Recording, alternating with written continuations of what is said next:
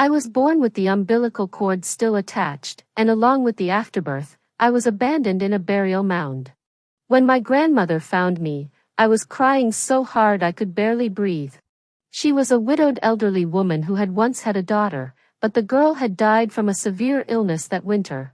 Every evening, my grandmother would come to the grave to sit and talk to her deceased daughter. Coincidentally, I was abandoned by my biological mother near the grave of my grandmother's beloved daughter. My grandmother took me in, cut the umbilical cord, made me small clothes, cooked rice porridge, and raised me until I was 5 years old. Because of me, my grandmother's face began to show more smiles, and she was no longer the old woman everyone in the village feared. More people started greeting her. But this harmonious atmosphere did not last long. Grandma's old friend, a renowned spiritual medium from the surrounding villages, came to visit her. She greeted Grandma with a smile, teasing her about how having a child had brought her popularity. But when I appeared before her, she jumped in shock. This child has an indominant fate and is tainted with a very strong aura of death. In plain terms, she shouldn't be alive in this world. Old friend, you shouldn't curse my precious granddaughter like that, Grandma said angrily. The spiritual medium didn't seem to care. I've even taught you some of my livelihood skills. Don't you want you to live well? But this child has already lived this long, which is a miracle. I don't think she'll live past 6 years old. You'd better prepare yourself mentally, so you don't end up like Jade did during that time, acting crazy. Grandma didn't like hearing the spiritual medium's words, but she took them to heart. After the spiritual medium left, she stayed up all night flipping through the half-book the spiritual medium had given her, reading by lamplight until dawn. Suddenly, she picked me up from my sleep. She pulled the blanket over me, placed me in the bamboo basket, and set off up the mountain through the thick fog. At that age, I didn't understand why Grandma had strictly forbidden me from setting foot on that mountain, yet here she was taking me there voluntarily. But since I hadn't fully woken up, I yawned constantly. In the swaying bamboo basket on Grandma's back, I closed my eyes and soon forgot everything else. When I was woken again, we had already reached the entrance of a dark cave halfway up the mountain. Grandma put me down, gave me some incense, and told me to bow forward and backward. She then poured half of the rice wine from the gourd into my mouth and poured the other half into the cave entrance. Next, she tied one end of a red string to my ring finger and threw the other end into the cave. If you agree, pull the red string tight. As soon as Grandma finished speaking, the red string, which had been hanging loosely at the cave entrance, suddenly snapped taut. If Grandma hadn't grabbed me by the waist in time, I would have been pulled down. But I was puzzled. Even though I had almost fallen, Grandma was still humming happily. Our fates are intertwined. From now on, we will never part. You are in me, and I am in you. May our family's Luna live 100 years in peace. After speaking, Grandma pulled the red string back, pressed me down, and had me kneel before the grave. She, bow your head to your husband, this ritual is now complete. At 5 years old, I didn't understand anything and naively asked if I could eat the roast pork placed at the entrance of the grave after kowtowing. Grandma scolded me playfully, calling me a greedy girl, and nodded. In any case, from that day onward, I had an invisible husband. On the day I turned 6, the spiritual medium Grandma came again. The moment she saw me, she was startled once more. She dragged my grandmother into the house, and I heard them arguing. The spiritual medium grandmother shouted angrily, "You've been bewitched by a ghost. The ancestors on that mountain have been dead for thousands of years, and you dare to meddle with him?" "He was willing," my grandmother said softly. The spiritual medium grandmother was both angry and anxious. "Don't you fear that Cece will be scared when she grows up? What if the thing inside is an ugly monster?" My grandmother fell into deep thought. After a long time, she sighed, "As long as we're alive, that's enough." The spiritual medium was once again driven away in anger. But that night, I had a dream. In the dream, a man dressed all in black with long hair stood before me. He said he wasn't ugly at all. I must have seen his face at the time. But because so much time had passed, I couldn't remember clearly. I only remembered that he didn't seem ugly at all. Time passed quickly, and before I knew it, I had graduated from high school and gotten into a good university. Grandma was overjoyed and threw a big banquet. Although she didn't smile, she gave me a super thick cash gift. That night, Grandma chatted endlessly with me, but most of what she said was a roundabout way of asking if I was still pure. After I nodded, she finally sighed in relief. As long as it's there, it's there. Actually, I didn't know why either. There were many boys who chased after me at school, but I didn't like any of them. It was probably because my grandmother had been instilling in me the idea that men, no matter how big or small, were no good. Especially the bad boys outside of school, she told me to avoid them at all costs. She said that if a bad boy even looked at me, I'd get pregnant, and then I'd suffer terribly. Before I studied biology, I believed everything my grandmother said. Even after learning biology, I didn't expose her. Because I knew it was Grandma's way of protecting me. So I went on to college smoothly, unlike the spiritual medium Grandma had predicted, and didn't die at 6. Years later, I had completely forgotten about the marriage I had arranged as a child. Until the day before my 18th birthday, Grandma suddenly called. She, make sure to change the white linens today. No matter who comes tonight, don't be surprised or afraid. He's your husband and won't harm you. Grandma spoke urgently, but I brushed it off. Grandma, we're all about science now. She. Grandma snapped angrily. I obeyed and obediently made a video call, then changed the sheets. Not giving it another thought, I soon drifted off to sleep amidst my roommate's laughter. Until the middle of the night, I suddenly woke up from the cold. Then I felt a pair of icy hands sliding up my ankles. I thought it was my roommate playing a prank, so I rolled over and told her to stop. But to my surprise, a yet pleasant voice, as if coming from a distant cloud, entered my ears. What? You're done with me now and plan to abandon me? As the words fell, a hand with clearly defined knuckles turned my shoulder, forcing me to see his true face. It was a face that left me speechless. I considered myself a top student, having never dropped below the top 50 in my grade or the top 3 in my class since I started school. But at that moment, looking at his face, I racked my brain for words, but none seemed adequate. I could only describe him as a celestial being I had never seen before. He was truly beautiful, dressed in deep black ancient attire, with hair as long as silk ribbons, and eyebrows like distant mountains shrouded in mist, hazy and stunningly beautiful. But his actions were anything but beautiful. His slender fingers gripped my chin, and his thin lips parted to utter words that cut deep. You've ruined your looks. You weren't as pretty as you were when you were a child. Never mind. You married me, so you'll just have to make do. If you find it too much to bear, you don't have to. Humph. You still have some spunk left in you. Not bad. I'll give you that. He curved his lips, adding a touch of reckless charm. A man who looks like this and isn't effeminate, he must have some talent. What position do you like? Ha! Too fast. The jump in his thoughts was too sudden, and the unrelated words left me completely frozen. Before I could even respond, he buried his face in my neck. It was truly cold, icy cold. But in this sweltering summer heat, it wasn't so bad. All right, I admit it, I'm a shallow person. I'm a sucker for good looks, and I'm obsessed with his beauty. What? You say he's not human? White Snake was a snake demon, and Su Xian was happy to be with her. As long as someone is good-looking, everything else can take a back seat. Even when our feelings grew deep, I dared to take the initiative. That night was long and wonderful. I didn't even know when he left. I was so tired I fell asleep. When I woke up, I opened my eyes to see my 3 roommates standing in a row at the foot of my bed, staring at me. I wasn't scared by the 1,000-year-old ghost last night, but they scared the living daylights out of me.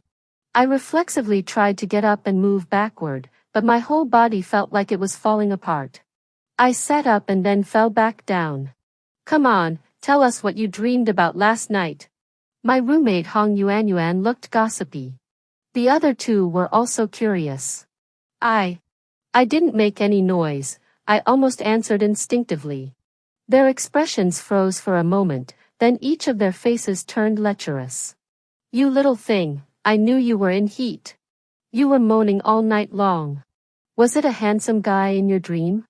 How about it, was he as handsome as the hottie in our department? I wanted to say, it's not even in the same league. But saying that would admit I had that kind of dream. I was too embarrassed, so I buried my head in the blanket and pretended to be shy. The three of them didn't press the issue. Only Yu Hui, the most composed one, leaned in close to my ear. She, sweet dreams are nice, but don't get too attached. Who knows, the person in your dream, no, might actually exist.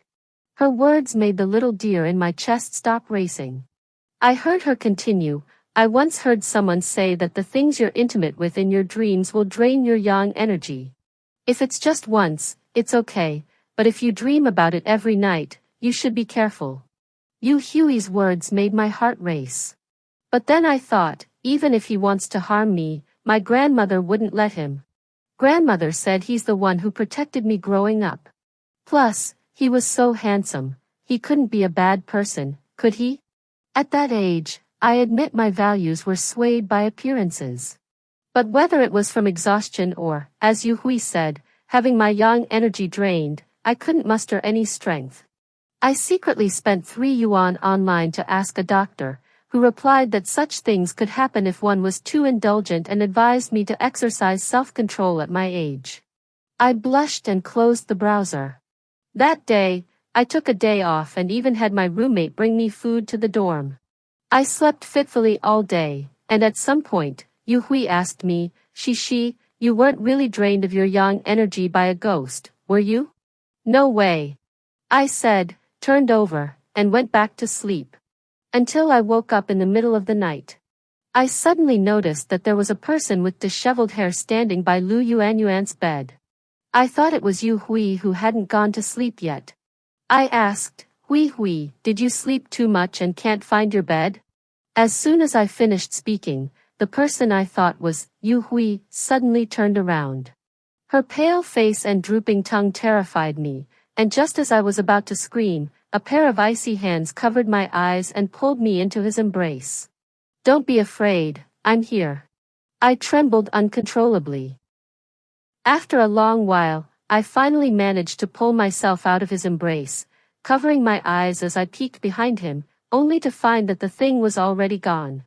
What was that thing? A hanged spirit. His answer was brief, but I couldn't help but gasp. It was standing by Yuan's bed. It was drawn by the yin energy on your body, but because you're tainted by my aura, they dared not approach. Because of me? I shivered. What about my roommates?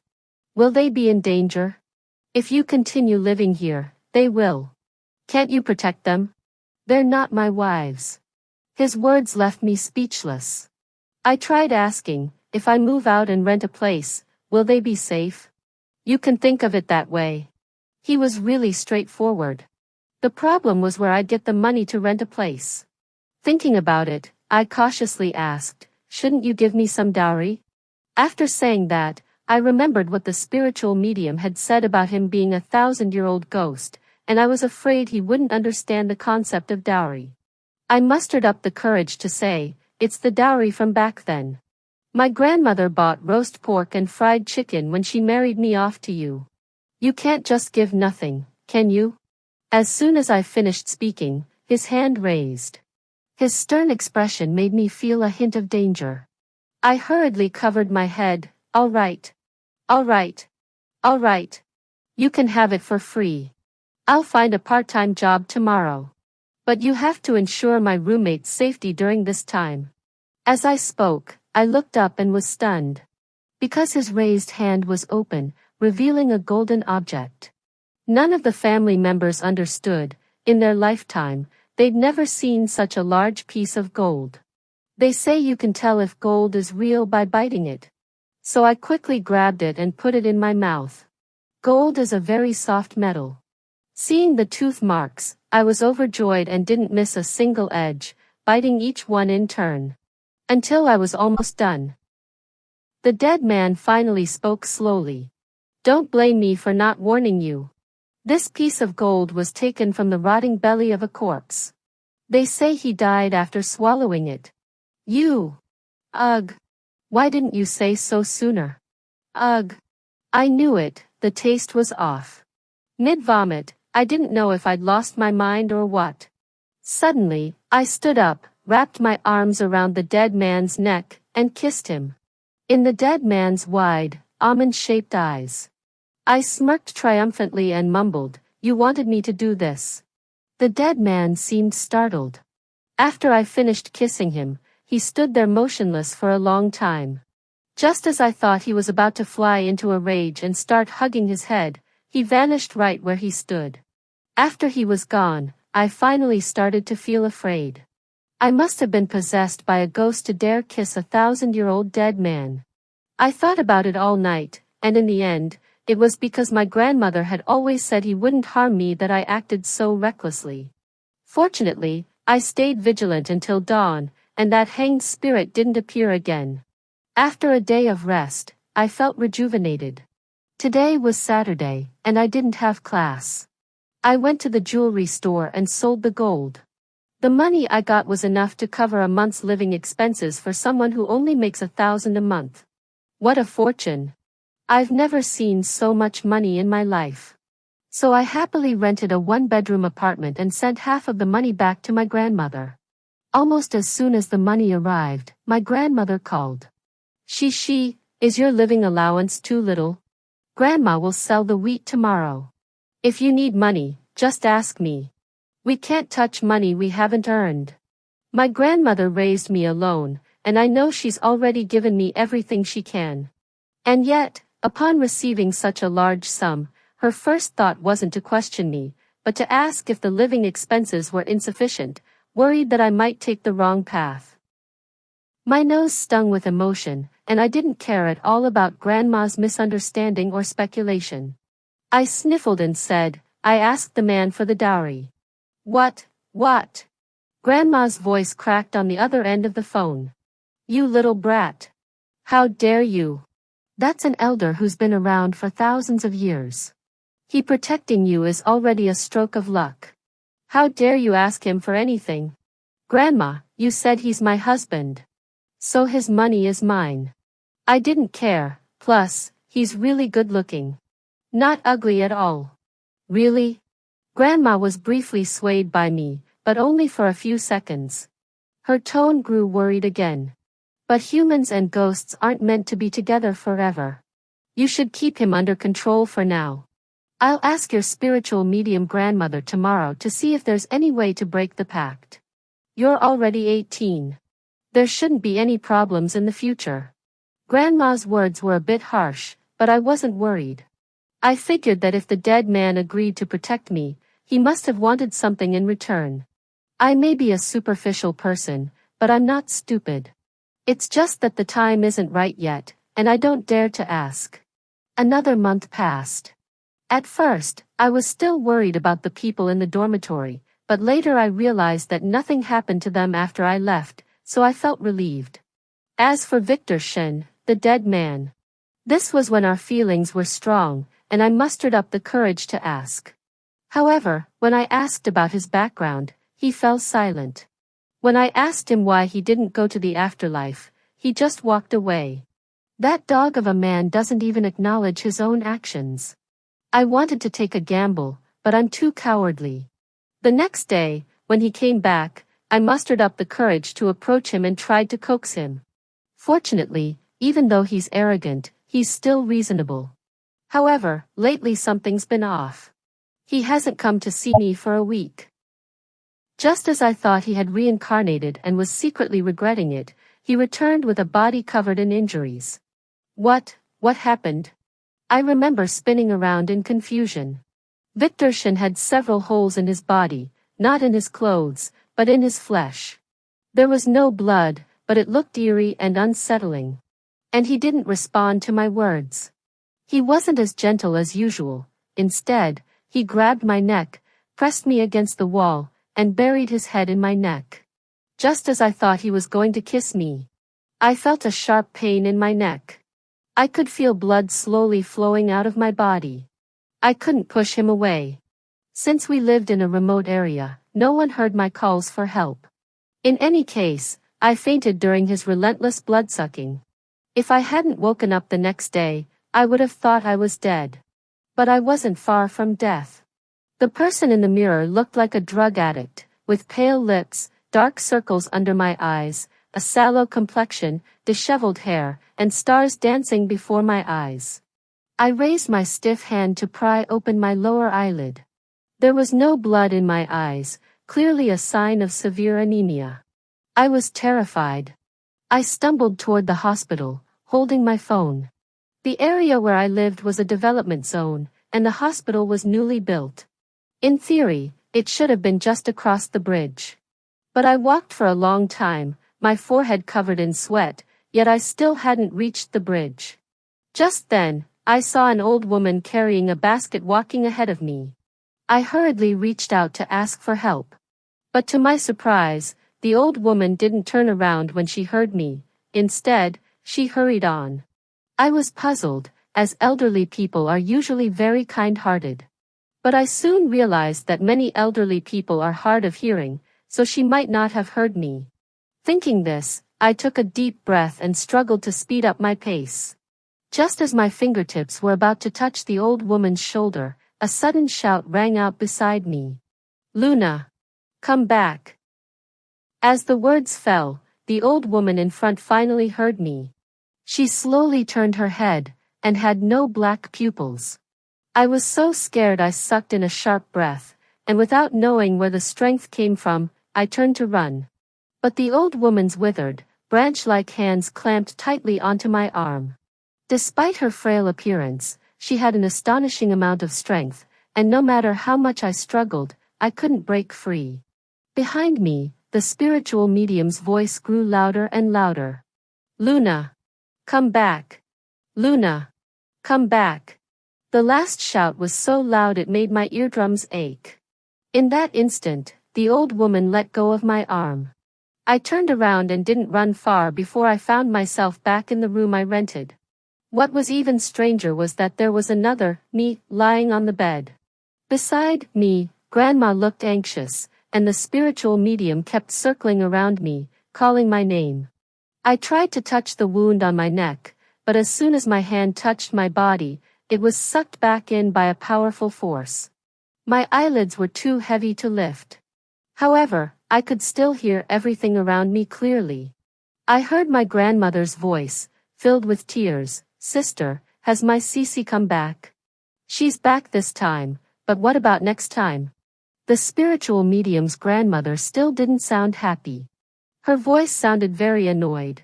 "I told you before, that 1,000-year-old ghost is not someone to mess with. You insisted on going against heaven and marrying your child to a ghost. Now look at what's happened. If I hadn't foreseen that she would be in danger and arrived in time, you'd be preparing a funeral for the child right now." Grandma's sobbing echoed in my ears. I remembered trying to wipe her tears, but I couldn't open my eyes. I heard Grandma crying. I always thought that he and she had a pact, but it only ended up hurting my she. It doesn't benefit him either, does it? "You're so foolish. He's an ancient ghost who's been around for thousands of years. Does he care about some petty pact? I think he only agreed to protect she because he was attracted to her energy and aura of death. What should we do now? What else can we do? We have to break the pact as soon as she wakes up. But what if breaking the pact harms she? I'll figure something out." The spiritual medium grandmother finished speaking and came over to tap on something I couldn't identify. A crisp, clear sound echoed. My eyelids, which had felt so heavy moments ago, suddenly lifted. Having overheard their conversation, I felt both relieved and increasingly terrified. Victor Shen, the dead man who had been with me for dozens of nights, actually wanted to kill me. At this point, My romantic mindset was completely shattered. After comforting the spiritual medium, I realized that I hadn't actually woken up. My soul had left my body and nearly crossed the river Styx. If I had gone over, I would have been dead for sure. My heart raced. When the spiritual medium asked me if I was willing to break the pact with Victor Shen, I nodded vigorously. It was a joke, something to laugh at, but not something to take seriously. I almost died because of him. If I still cared about him, that would be truly foolish.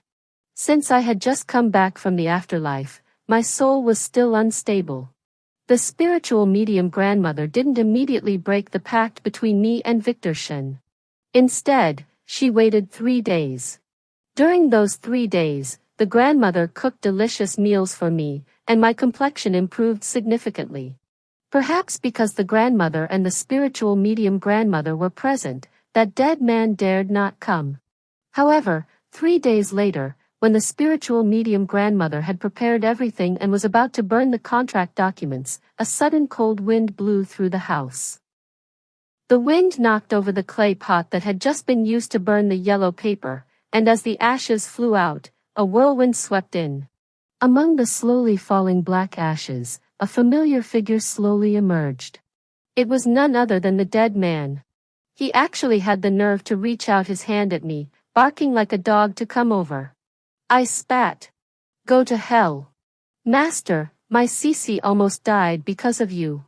Please spare her. The old woman knelt down begging for mercy. She was pulled up by the spiritual medium. Don't beg him. I'll risk my life today to break this pact. Hearing the spiritual medium say this, I felt a sudden surge of tension. I didn't want the spiritual medium to die just because I wanted to live. Although she was usually fierce, I knew she had already regarded me as her own granddaughter in her heart. I didn't want anything to happen to her. I hurriedly stepped between the man and the ghost, who were about to attack each other. Of course, I wasn't confident enough to think that the dead man had fallen in love with me and would spare me. But I figured he had chosen me as his pact partner after thousands of years, so there must be something he wanted from me. Where there's a need, there's a way. So I asked, what exactly do you want in exchange for letting me go? After I spoke, the dead man didn't answer immediately. Instead, he studied me for a moment before sneering, women's hearts are truly as unpredictable as the sea. Just a few days ago, you were so affectionate, and now you're so cold and heartless? Listen to that. Listen to this nonsense. He almost took my life. I just didn't come for a few days. What's the big deal? Just because I ignored you for a few days, you want to break up? No.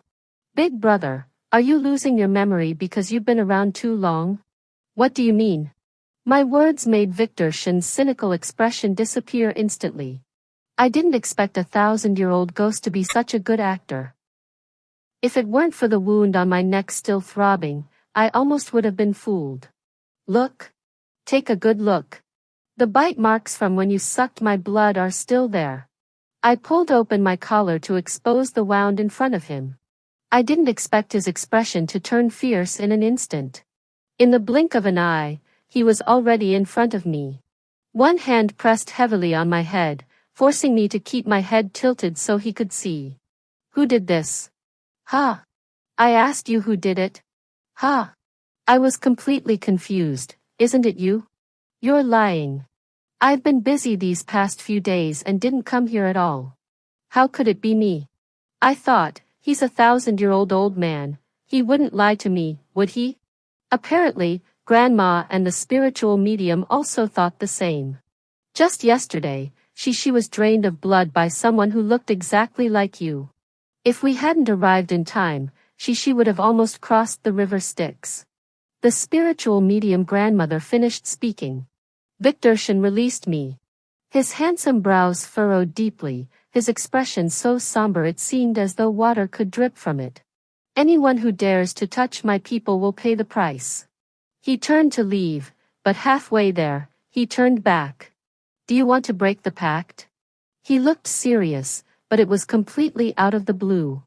I hesitated for a moment, then nodded.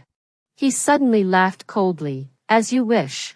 As he swept his sleeve, I felt something being pulled out of my body. It was so painful I wanted to cry. When I looked up again, Victor Shen was already gone, but his last words still echoed in the room. What happened yesterday, I will find that thing and avenge you. Back then, we made the pact because your pure Yin energy could help me escape. Now I have protected you for 18 years, which is my way of repaying you for helping me escape. However, your Yin energy is destined to bring you a life of turmoil. I hope you don't regret today's decision. Is it broken? Grandma tugged at me, who was still in a daze. The spiritual medium, Grandma, nodded thoughtfully. It's settled.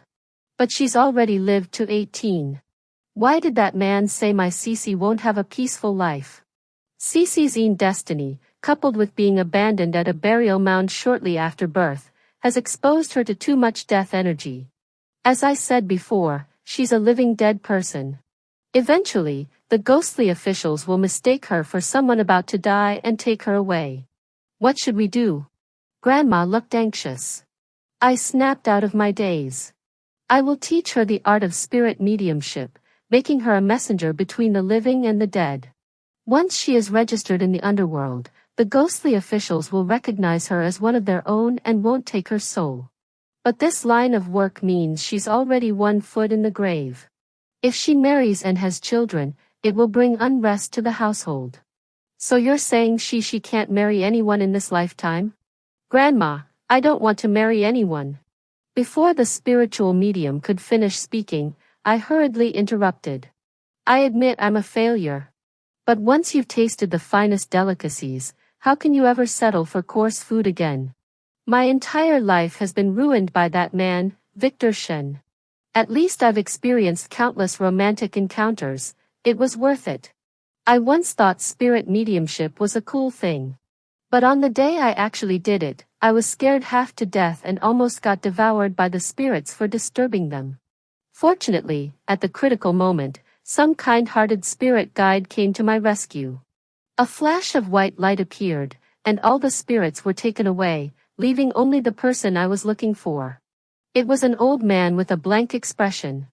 This spirit mediumship was commissioned by his family to find out what the old man wanted, as he was causing disturbances in the household. The result was shocking. The client jumped up in disbelief. What? My mother took care of him for most of her life, and he wants to be buried with his ex-wife, whom he was only married to for half a month? Yes, I nodded nervously, as I hadn't yet relayed the old man's exact words. He even suspected that his first wife's death was somehow connected to his second wife, the client's own mother. Anyway, he said that if he isn't buried with his first wife, he won't reincarnate and will keep causing trouble for your family. Old fool. He didn't care about the family when he was alive, and now he's causing trouble even after death. The man's eyes were red, but he eventually paid the fee and agreed to the old man's request. My first spirit mediumship session had passed in such a thrilling manner.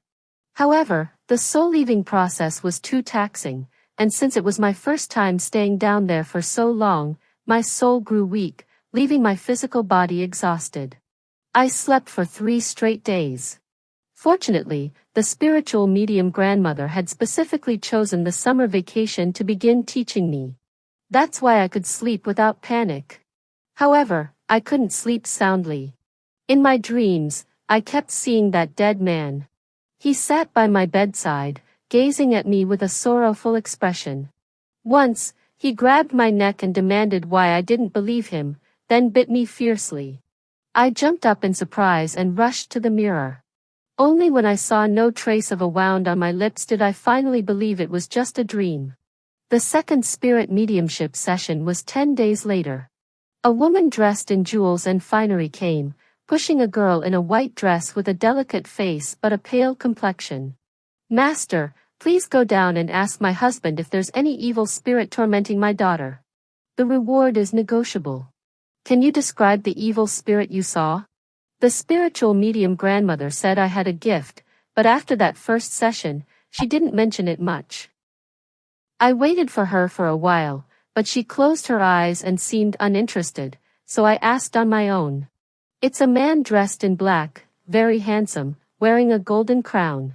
His eyebrows are like distant mountains, and he has almond-shaped eyes. I don't think he's an evil spirit because he always looks gentle when he sees me. Miss, can you please find out for me? He hasn't come to see me for a very long time. The girl answered me, but I couldn't hear what she said afterward.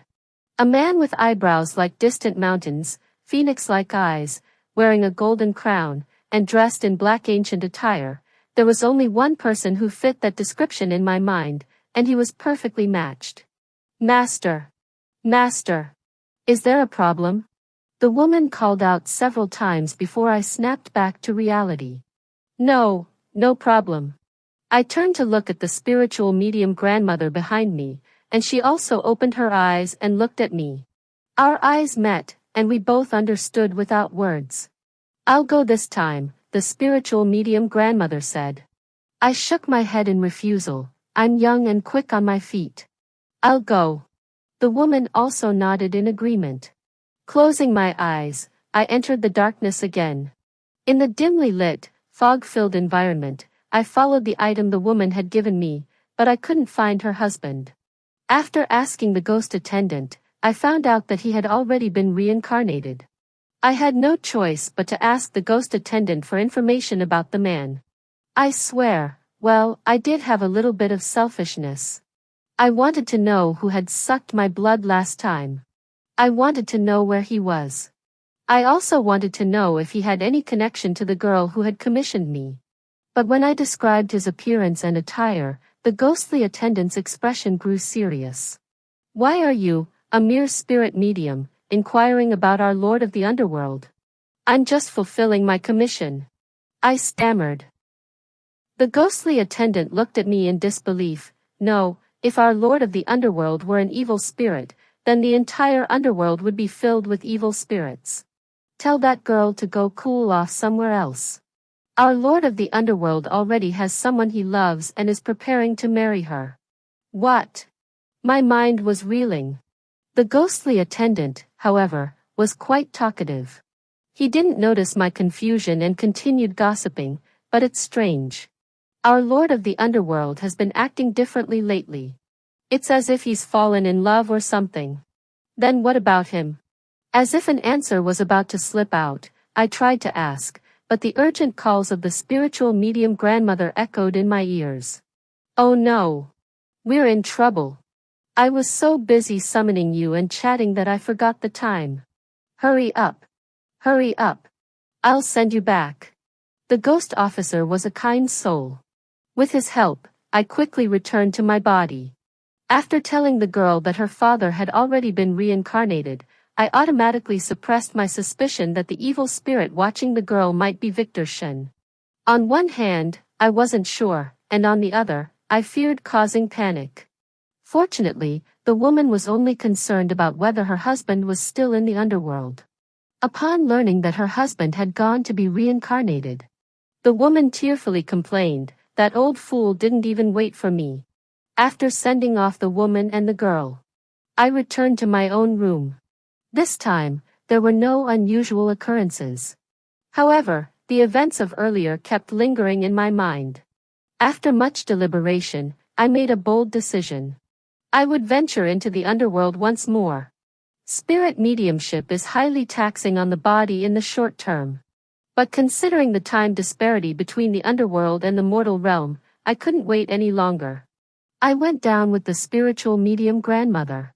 This time, it was clearly more difficult.